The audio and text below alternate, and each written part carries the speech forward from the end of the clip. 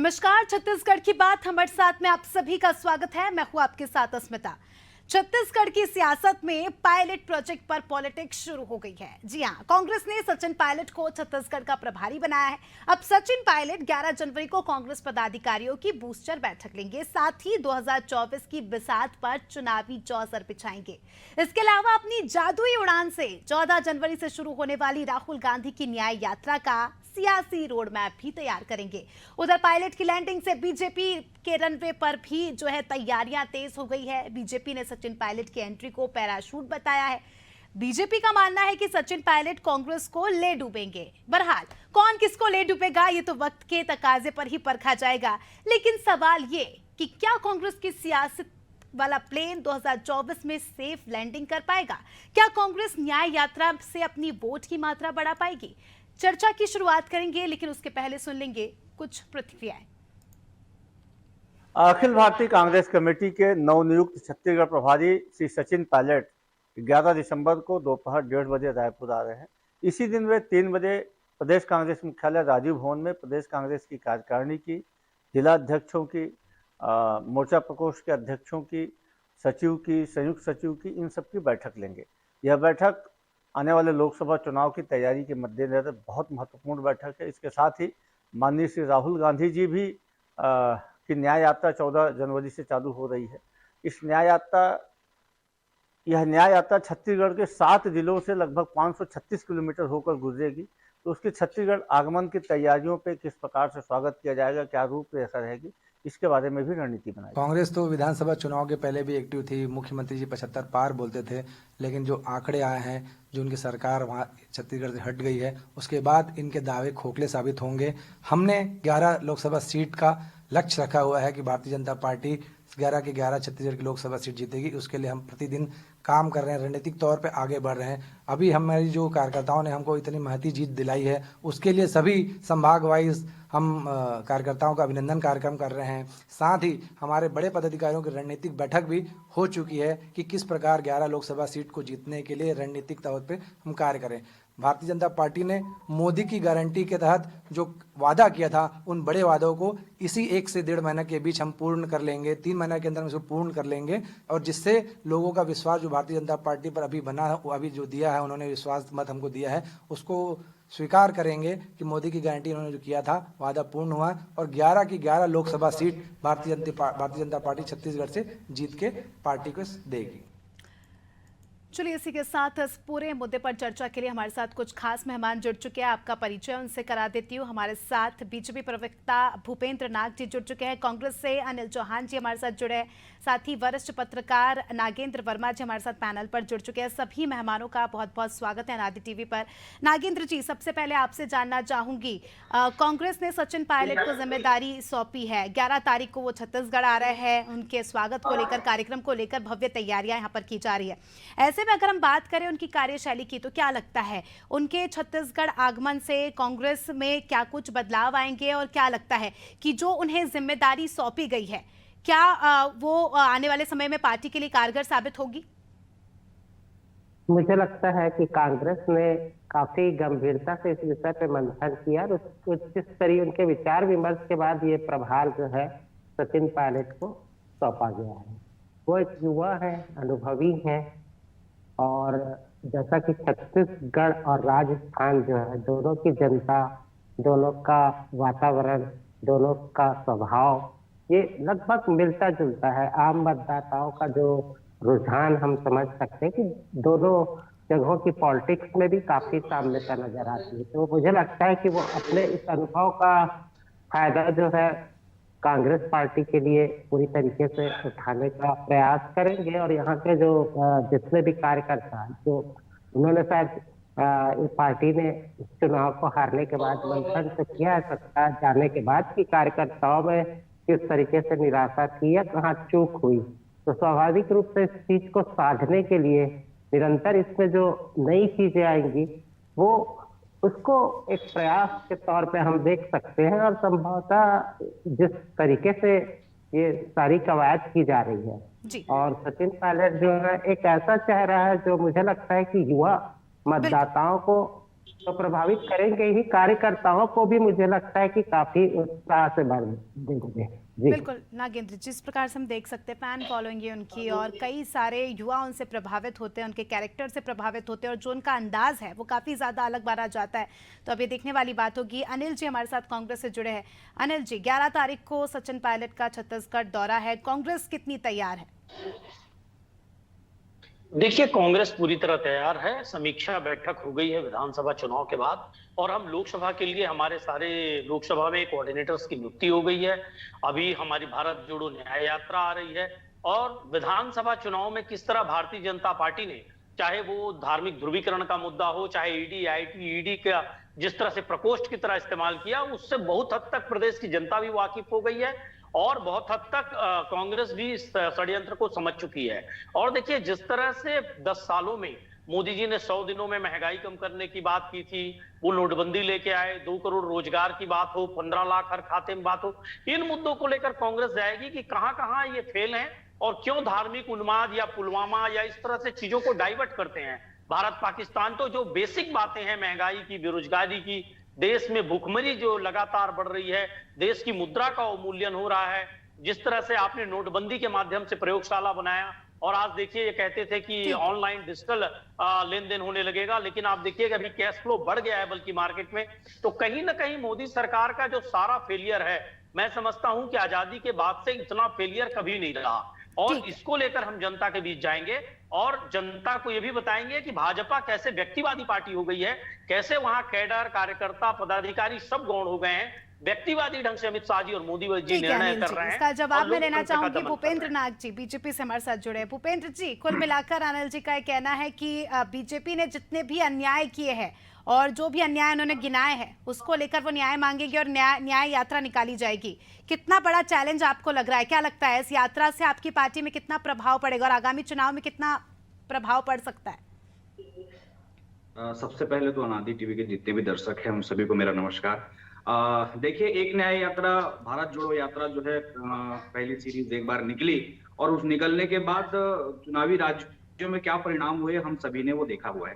हम तो स्वागत करते हैं ये फिर से ये यात्रा लेकर आए, और राहुल गांधी जी समय समय पर उनके माध्यम से जो बातें होंगी, निश्चित रूप से जनता के बीच में कितना उनके अंदर सुधार आ पाया है, ये आकलन जो है जनता को बराबर होता रहेगा, और उसका लाभ जो है भारतीय जनता पार्टी को मिलेगा। साथ ही जो अभी अनिल जी कह रहे थे, कार्यकर्ता और कैडर की बातें, cadre based organisation Bharatiya Janata party है। कांग्रेस जो है व्यक्तिवादी पार्टी रही है, शुरू से एक परिवार की पार्टी रही है, और परिवार से बाहर आने में जब लगातार उन्होंने परिणाम देखा देश के अंदर क्या हो रहा है, तब जाके बड़ी मजबूरी में खड़गे जी को जो है वो अध्यक्ष चुन पाते हैं। उसके बावजूद नियंत्रण अपने हाथ में रखते हुए जो यशमैनशिप नहीं करते जितने भी कार्यकर्ता या प्रदेशों के अध्यक्ष, उन पर हंटा चलाने का काम जो है उस परिवार से लगातार आज भी होता रहा है।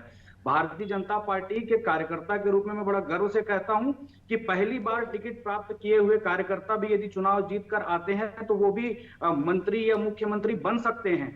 वे अंतिम पंक्ति में खड़े कार्यकर्ता को भी अवसर जो है भारतीय जनता पार्टी के अंदर मिलता है, जिसका ही परिणाम हम इन 3 राज्यों में हमने राजस्थान, कांग्रेस के नेताओं का, कांग्रेस के कार्यकर्ताओं का तो काफी ज्यादा आरोप ये लगा रहे हैं आप पर कि आपकी पार्टी में भ्रष्टाचार हो रहा है, युवाओं के साथ गलत हो रहा है, महिलाओं के साथ गलत हो रहा है, और उसी को लेकर वो न्याय मांग रहे हैं। मैंने तो सुना है कांग्रेस के नेताओं का ये भी कहना है कि आपने न्याय नहीं दिया तो फिर अभी आगामी चुनाव में जनता आपके साथ अन्याय कर देगी, ऐसा उनका कहना था। देखिए, युवाओं के मध्य जो भी वादे भारतीय जनता पार्टी के माध्यम से किए गए हैं, उन सबको 100% पूर्ण किया जाएगा। हमने कहना चाहिए जितने भी विषयों पर बात की थी, जांच के विषय में, पीएससी के विषय में, और अन्य अधिकार जो भ्रष्टाचार के विषय में जांच का विषय हमने भारतीय जनता पार्टी के माध्यम से जो किया गया था, उस दिशा में भारतीय जनता पार्टी कार्यरत है और काम कर रही है। निश्चित ही लोकसभा के आचार संहिता लगने से पूर्व ही कई ऐसे निर्णय हमको देखने मिलेंगे जो हमने जनता के मध्य जाकर उनको आश्वस्त किया था कि इस दिशा में हम काम करेंगे। ठीक है अनिल जी, क्या कहेंगे आप? अनिल जी, इसके पहले मैंने एक बीजेपी के मंत्री की प्रतिक्रिया सुनी थी जिसमें उन्होंने कहा था कि सचिन पायलट के आगमन से तो हमारी पार्टी में और उत्साह बढ़ रहा है, अब जो 2 लोकसभा की सीटें आपके पास बची है वो भी हम आपसे छीन लेंगे, यानी पूरी 11 सीटों पर काबिज होने के दावे यहाँ पर भारतीय जनता पार्टी कर रही है।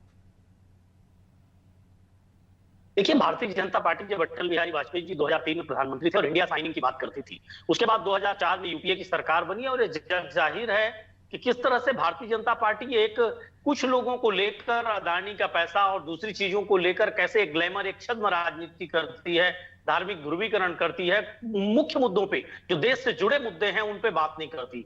और लोकतंत्र का जो दमन भाजपा सरकार में हुआ है वो सिर्फ पूरे देश में लोकतंत्र का दमन नहीं हुआ है। आप देखिए सबसे पहले इन्होंने पार्टी में ही दमन कर दिया है। आप देखिए ऐसे तो बीजेपी भी आपके लिए कहती है कि आप भी तुष्टीकरण की राजनीति करते हैं, फिर अरे उसका बहुत अच्छा जवाब है स्मिता जी, बहुत अच्छा सवाल आपने उठाया। देखिए हमारे यहाँ ब्लॉक स्तर से विधानसभा के नाम मंगाए गए, जिला स्तर पर, प्रदेश स्तर पर नाम फाइनल करके दिल्ली को दिए गए। उन्हीं एक दो नामों में कहीं कहीं पैनल बना, लेकिन वही सारे नाम फाइनल हुए। आप भाजपा में मुझे बता दीजिए एक मंडल जिला की कोई बैठक हुई हो, मुख्यमंत्री के नाम का प्रस्ताव, आपको बता रहा हूं भारतीय जनता पार्टी का प्रदेश अध्यक्ष छोड़िए, राष्ट्रीय अध्यक्ष नहीं बता सकता था कौन मुख्यमंत्री बनेगा, सिर्फ अमित शाह जी जानते थे। कांग्रेस में ऐसा नहीं है, हमारी सीडब्ल्यूसी बैठती है, हमारी वर्किंग कमेटी, दूसरी कमेटियां बैठती हैं, वो निर्णय लेती हैं। लेकर कोई क्लैरिटी नहीं थी विधानसभा के जब चुनाव की तैयारी चल रही थी, बिल्कुल, घात की खबरें तो आपकी पार्टी से भी सामने आ रही थी, जिस प्रकार से आए दिन नेता जो है बयान दे रहे थे, कहीं ना कहीं ये समझ में आ रहा था कि आपकी पार्टी में गड़बड़ है, और जिसका परिणाम भी आपने देख लिया। अस्मिता जी, जिसको आप कह रही हैं पार्टी में गड़बड़ थी, हमारे यहाँ लोकतंत्र है, उसका ही वो परिचायक है। हर नेता को ये स्वतंत्रता है कि वो अपनी अभिव्यक्ति पार्टी अनुशासन में रहते हुए व्यक्त कर सकता है। आप भाजपा में बताइए ना मुझे, किसी को बयानबाजी का अधिकार है? शिवराज सिंह जी रो देते हैं लेकिन बयान नहीं दे पाते। रमन सिंह जी अपने अंदर इंटरनल मैटर है, वो उनके काम करने का तरीका है, उस पर हम कोई प्रतिक्रिया नहीं दे सकते। यही तो समझने की बात है। मैं इसी बात पे कह रहा था, यही तो जो समझने की बात है कि लोकतंत्र का दमन पार्टी में भी हो रहा है, ये लगातार शोषण कर रहे हैं। ठीक है, भूपेंद्र जी से जवाब और आप देखिए कि किस तरह से बड़े से राष्ट्रीय अध्यक्ष भी कौन है, जितने भी दुख भरते हुए सामने नजर आते हैं कि कांग्रेस के अंदर उप मुख्यमंत्री ये बोलता नजर आ जाए कि मैं जिस विभाग का मंत्री हूं मैं उसके काम करवाने में असक्षम हूं, ऐसा स्थिति कांग्रेस के मुख्यमंत्री रमन सिंह जी ने यहाँ पर नहीं रहते हैं। अनुशासन की बात होती है कि बयानबाजी कर दो बात करना। और अनिल जी ठीक है, ये भारतीय जनता पार्टी के कार्यकर्ता नहीं सुना होगा। ठीक है, सचिन पायलट जी आ रहे हैं, आगामी समय में यात्रा भी निकाली जाएगी, न्याय यात्रा जो राहुल गांधी की अध्यक्षता में निकाली जाएगी, 14 तारीख से इसकी शुरुआत होगी। ऐसे में छत्तीसगढ़ में आप कौन कौन से एरियाज को कवर करेंगे? छत्तीसगढ़ की कितनी जगहों पर ये यात्रा जाएगी और क्या उद्देश्य होगा इस यात्रा का छत्तीसगढ़ के लिहाज से? देखिए स्मिता जी, ये जो भारत जोड़ो न्याय यात्रा है, ये सिर्फ एक राजनीतिक यात्रा नहीं है। ये रायगढ़ से होते हुए 7 जिलों को कवर करके सरगुजा से छत्तीसगढ़ से निकलेगी। और इस यात्रा में हम एक संदेश देना चाहते हैं उन 2 करोड़ जो नौजवानों को नौकरी देने की बात थी, कहां है वो न्याय?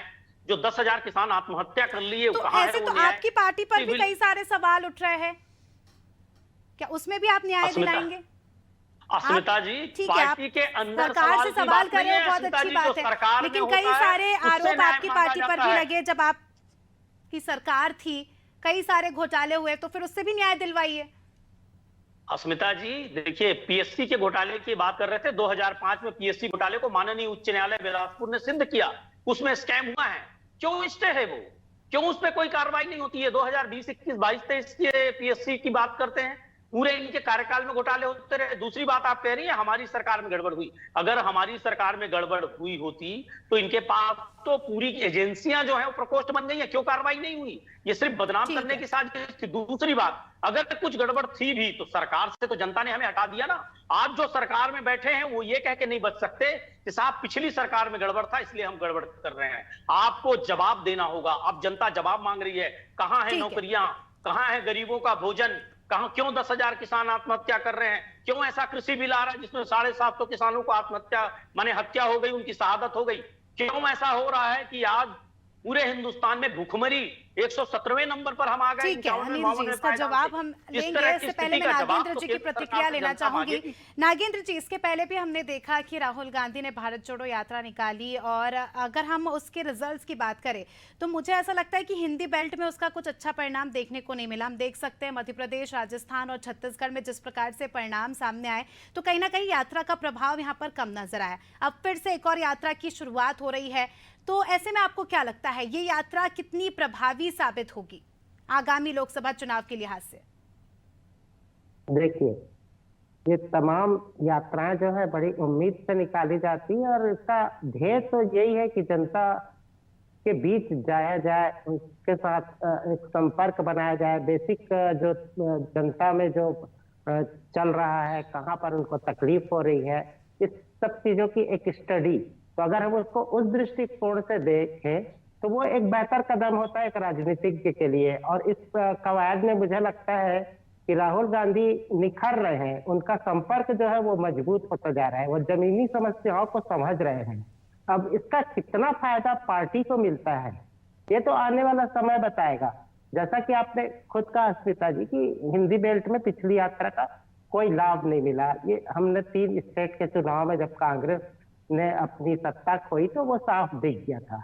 और अभी भी हम देख पा रहे हैं कि लोकसभा चुनाव के पहले ये सारी कवायद है, उसी तरह समानांतर तौर पे आप देखिएगा कि जो बीजेपी के खिलाफ जो गठबंधन खड़ा हुआ है उसकी अंदर की जो एक कसमकस है, आपस में जो तालमेल नहीं है, वो कहीं ना कहीं इस यात्रा के पैरेलल जो चल रहा है, तो वो इस यात्रा के सही प्रयोजन को सार्थक होने में बड़ा एक बाधा सा बनता चला जा रहा है। अब छत्तीसगढ़ में इनकी पूरी कोशिश है कि हम 11 सीटों में से काफी सीटों में फतह हासिल करें, लेकिन अब देखिए भविष्य बताता है। लेकिन जो मूल उद्देश्य है इस यात्रा का वो हिंदी बेल्ट के उन क्षेत्रों में जहां पर लगातार कांग्रेस ने अपना आधार खो दिया है, वहां मजबूती बनाने की एक कवायद मानी जा सकती है। छत्तीसगढ़ तो बीच में समझिए कि एक स्टेशन है और यहाँ पर मजबूती से आप देखिएगा कि लोगों के अंदर एक चेतना तो आ ही गई है। और आप नाम कुछ भी दे दीजिए, न्याय यात्रा, आप न्याय की कोई भी पार्टी नहीं कर पाती, न्याय तो जनता करती है। जब वो परेशान होती है तो स्वाभाविक रूप से वो निजाम बदल देती है। बिल्कुल। और अब ये देखने वाली बात होगी कि जनता का कितना समर्थन मिलता है। हालांकि भारत जोड़ो यात्रा में भी हमने देखा था कि जनता का भी इन्वॉल्वमेंट था, काफी ज्यादा उत्साह यहाँ पर नजर आया था। भूपेंद्र जी, सचिन पायलट युवा नेतृत्व है, संगठन उनसे उनके अच्छे तालमेल है और काफी ज्यादा अच्छी छवि उनकी मानी जाती है, लोग उनकी बात को सुनते हैं और काफी अच्छी पर्सनालिटी है उनकी और काफी टाइम से काम कर रहे हैं। और ऐसे में जब वो छत्तीसगढ़ आएंगे और इस प्रकार की यात्राएं निकाली जाएगी, क्योंकि कांग्रेस अब जनता के मुद्दों को लेकर जमीन पर उतरने वाली है, ऐसे में इसे आप कैसे देखते हैं? देखिए, जिस प्रकार से अब सचिन पायलट जी अब राजस्थान का प्लेन क्रैश करवा कर छत्तीसगढ़ में लैंड करने वाले हैं, तो भविष्य जो है कांग्रेस का किस दिशा में होगा इस पर मैं ज्यादा टिप्पणी नहीं करना चाहता।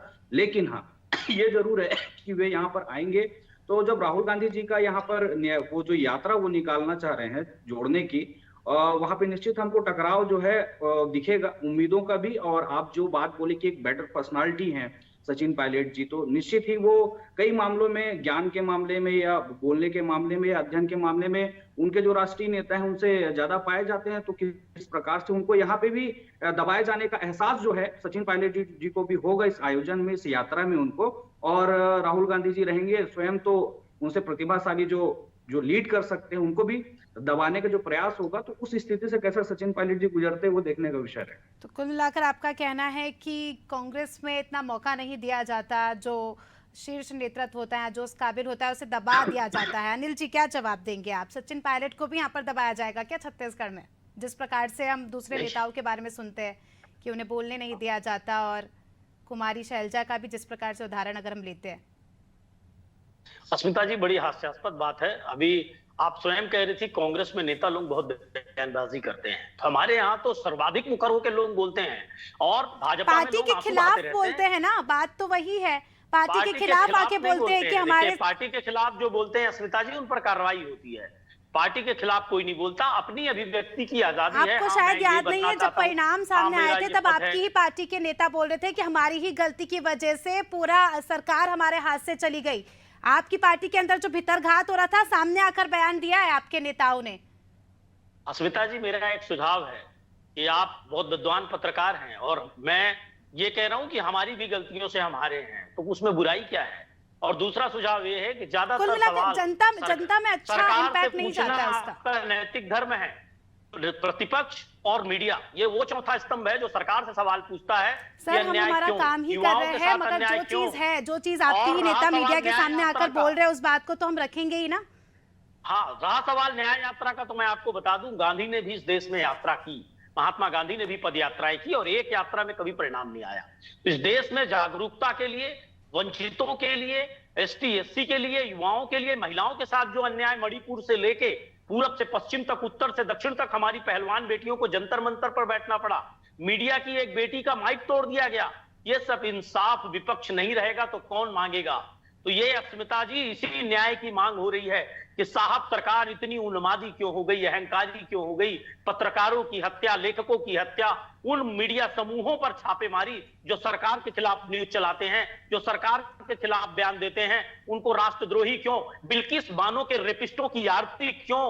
आज सर्वोच्च न्यायालय को कहना पड़ रहा है कि गुजरात सरकार छल कर रही है, वो तथ्यों को छिपाकर जमानत दे रही है। उन दंगाइयों को किस तरह से पूजा जा रहा है भाजपा में, ये सवाल उठा रहे हैं हम न्याय का, इस न्याय यात्रा के माध्यम से। इसके सिर्फ राजनीतिक मायने नहीं है स्मिता जी, लोकतंत्र को बचाने के लिए न्याय यात्रा निकल रही है।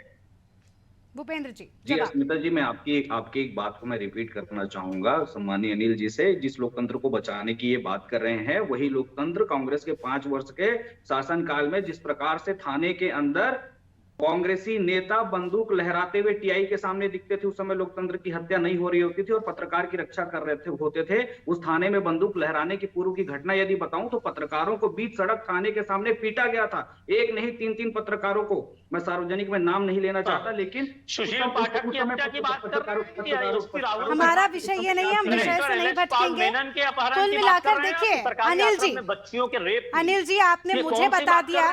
देखिए सीधी सी बात है, मेरा सवाल बस आपसे इतना सा था, आपने मुझे सारी चीजें बता दी। देखिए मेरा काम यहाँ पर देखने का, जो मैं देखती हूँ पढ़ती हूँ वहाँ पे बोलती हूँ। आपके नेताओं ने खुद कैमरे पर आके जो बात बोली थी वही मैंने आपको बताई, पहली बात तो ये। और दूसरी बात, आप जब न्याय की बात कर रहे हैं, हम सब न्याय के साथ खड़े, हम सब चाहते हैं कि देश की जनता का भला हो, लेकिन जिस प्रकार से आप अगर न्याय की बात करते हैं तो आपको सारे विषयों को कवर करना होगा। आप भूल गए हैं कि छत्तीसगढ़ में किस प्रकार से युवाओं ने नग्न प्रदर्शन किया था और किस प्रकार से तस्वीरें सामने आई थी, तो उस चीज को लेकर भी आपको बात करनी चाहिए। जी वही तो मैं कह रहा हूँ, अगर हमने न्याय आपका कहना है हमने नहीं किया, हम तो कहते हैं कि हमने किसानों की आत्महत्या रोकी, सबसे कम बेरोजगारी छत्तीसगढ़ में थी। एक प्रायोजित और गंदा नग्न प्रदर्शन जो लोकतंत्र में वाजिब नहीं है, उसको सही ठहराना गलत है। दूसरी बात, अब तो सरकार जिनकी है, सवाल उनसे है ना। अगर अन्याय हुआ था तो कार्रवाई करें। एजेंसियां तो यहाँ भूपेंद्र जी, कुल मिलाकर बीजेपी को क्रैश करने के लिए सचिन पायलट अपनी जादुई उड़ान भरने वाले,